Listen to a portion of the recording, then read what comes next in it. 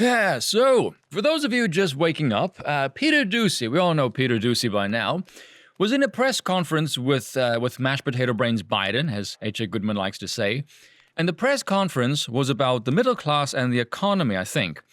Now, someone asked about Russia, and Biden said he isn't taking questions about anything off topic, and they were rushed out. At which point Peter asked, will you take questions about inflation then? Do you think inflation is a political liability? Which is a fair question, you would think, seeing as bollocks has been done about it thus far. And Biden fired back sarcastically, no, it's a great asset. More inflation, what a stupid son of a bitch. Now, Doocy didn't even know he said this. It was only after that someone came up to him and said, do you know what the president said? And then he found out what happened. And of course, the clip spread like wildfire. First off, round of applause for Peter Doocy, ladies and gentlemen, for putting up with this kind of BS. The man's a trooper, you gotta give it to him. This guy is asking the president a question about the number one concern of the American people right now, and he's called a stupid son of a bitch by the guy who's already earned the title of the worst president in history in a year. The man who's torpedoed his approval by almost 20 points in that year, and who not only thinks he's doing a good job, thinks he's exceeded expectations, and wants to solve that inflation with trillions of additional government spending. And that's the guy who's calling you a stupid son of a bitch. Holy shit, this is unreal. But the damage control for Biden, in the last week especially, has been absolutely insane. The White House staff really must have their work cut out for them because holy shit, my lord. Every time this man gets in front of a camera, he puts his foot in his mouth. Every time like clockwork. It's funny because with Trump, it was, oh great, what's he going to tweet now? And just watch the liberal meltdown on Twitter. With this guy, it's, oh shit, what is he going to do? The former is a hell of a lot less destructive. I'll take that one, thank you.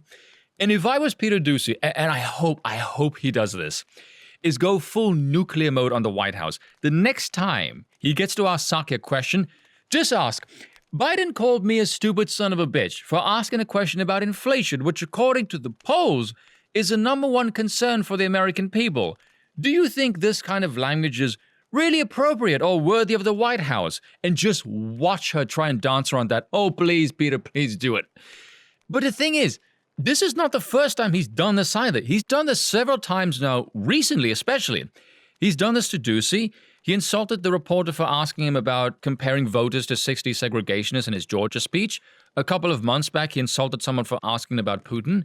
And when someone wanted to ask him a question about Israel, he said, you can if you lie down in front of the car as I step on it. All of this is really fantastic. Dear Americans who voted for this pleb, do you remember how you all bitched and whined about Trump and his mean tweets? And now you have these stupid idiots on late night going, oh, I'm so glad to have you in the White House restoring a bit of class. This is it, is it? This is class and civility to you people? The man who openly insults the press? I've seen a bunch of people go, Doocy is an idiot. Really, he's an idiot. So you're fine with the president insulting someone for asking a question about the number one issue facing the country, are you? This is why these people are going to get mauled into oblivion in the midterms. They literally have the exact same strategy as a dung beetle, just constantly keep pushing shit. That's not even a joke. That is their actual strategy at this point. And do you think any of these stupid two-faced fucking hypocrites are going to hold Biden to the same standard they applied to Trump? No, well, they fuck. By the way, that attitude of going really heavy on Trump but treating Biden with the kid gloves, that is going to backfire on them. And I'll tell you how, and I've not seen anyone else point this out. But doing so not only made Trump a better president, but it actually, whether or not they realize this, meant they expected more from him.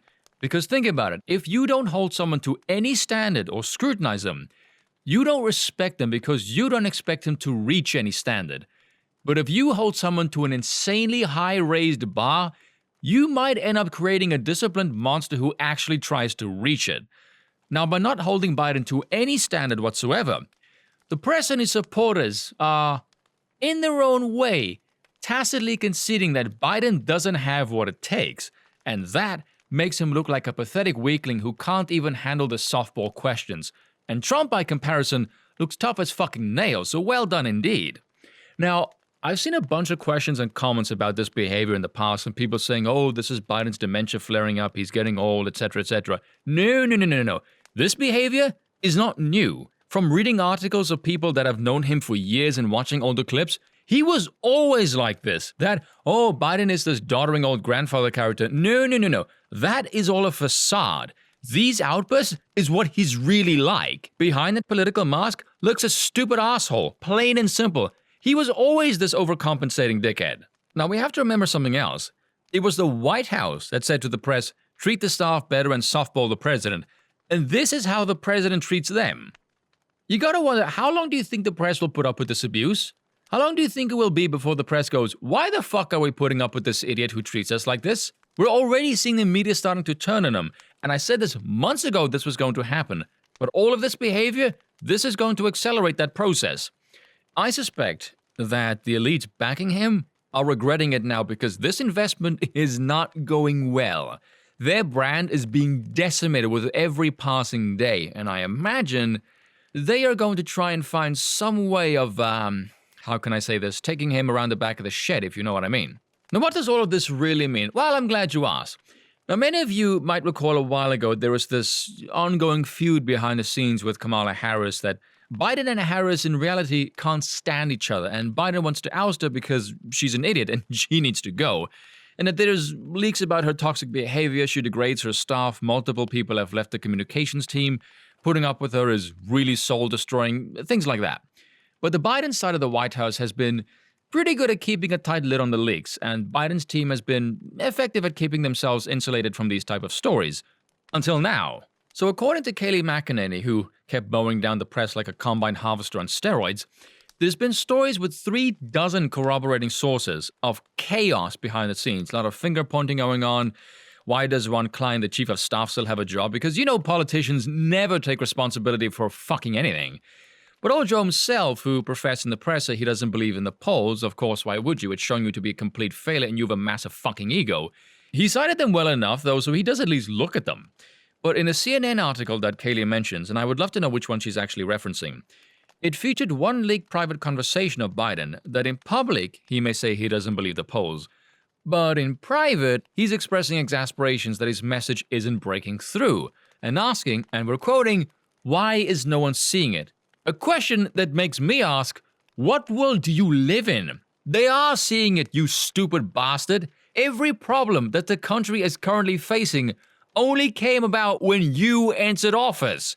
It is not a messaging problem. It is that the product being peddled is shit. Nothing you are advertising or boasting about is actually addressing the problems of the voters.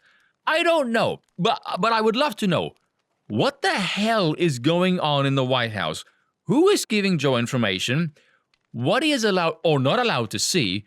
Or why on earth these people seem to be completely hell-bent on committing political suicide? Every day I read the news, I ask, what the fuck are you people doing? I'll leave you guys with a headline of an article to show you just how absolutely fucking insane these people are. And I swear to God, this is an actual article written by The Guardian just yesterday. The US Senate presents a long-term threat to US democracy. I have no words, ladies and gentlemen. And that's all for today. Until next time.